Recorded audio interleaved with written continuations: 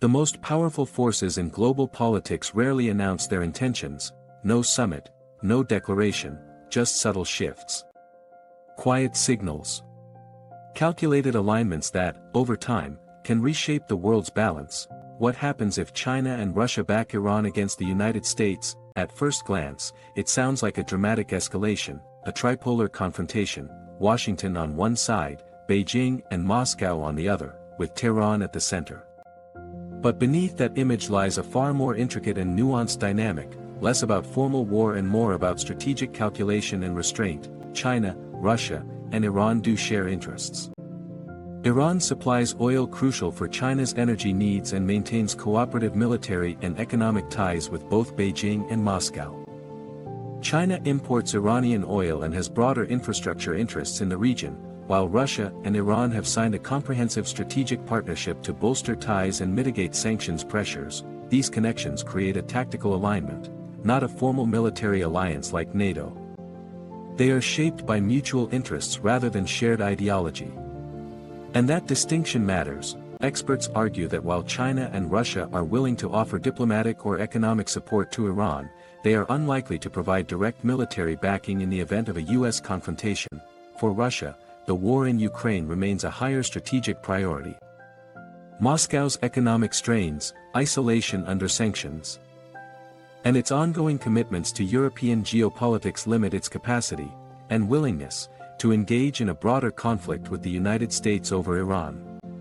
Analysts note that Russia's treaties with Iran do not include binding military support, and its choices often reflect opportunistic leverage rather than deep cohesion. China, too, faces its own constraints. Its relationship with the United States is interwoven with trade, technology exchange, and financial ties that both powers find difficult to sever. Beijing's official reactions to regional tensions often emphasize diplomacy or restraint rather than outright military involvement. Even as China deepens economic cooperation with Iran, it has been cautious about risking a direct showdown with Washington, preferring to issue condemnations or strengthen economic ties rather than send troops into a conflict zone. In other words, backing does not automatically translate into battlefield support. Instead, if tensions between Iran and the United States were to escalate, the most likely forms of Chinese and Russian involvement would be political pressure, economic support, arms transfers, or cyber cooperation, actions that bolster Iran's resilience without drawing Beijing or Moscow directly into combat. Such indirect backing would serve several strategic purposes. It could deprive the United States of an easy victory by lengthening a conflict and stretching American resources. It could also signal to regional actors that Iran is not isolated, thereby influencing deterrence calculations.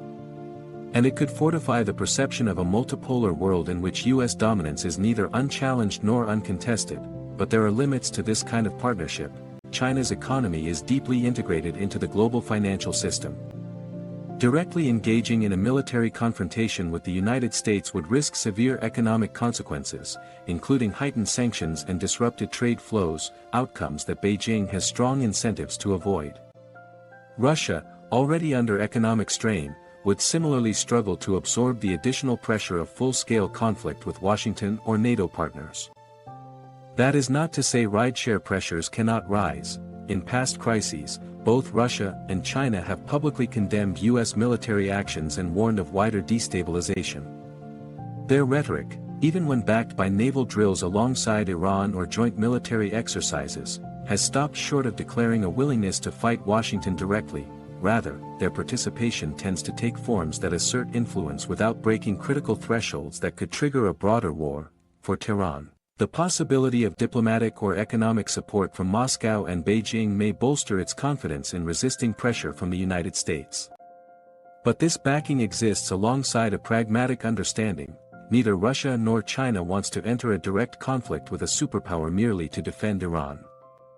This creates a delicate ambiguity, one in which alliances appear strong in rhetoric, yet cautious in practice.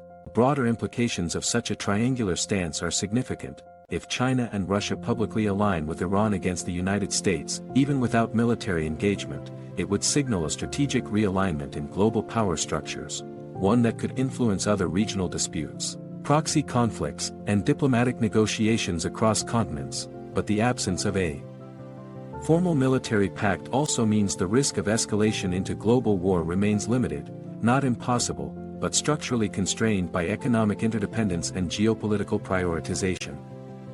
Ultimately, if China and Russia were to back Iran against the United States, the result would more likely be a prolonged strategic rivalry rather than an outright global conflict.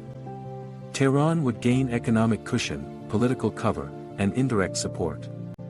Beijing and Moscow would assert influence without engaging directly. Washington would face heightened diplomatic pressure and potentially more complex regional engagements. The world might shift incrementally toward a multipolar order, a stage where conflicts are interconnected, deterrence is multi-layered, and direct war between superpowers remains a threshold both sides seek to avoid. In that context, backing does not necessarily mean battle.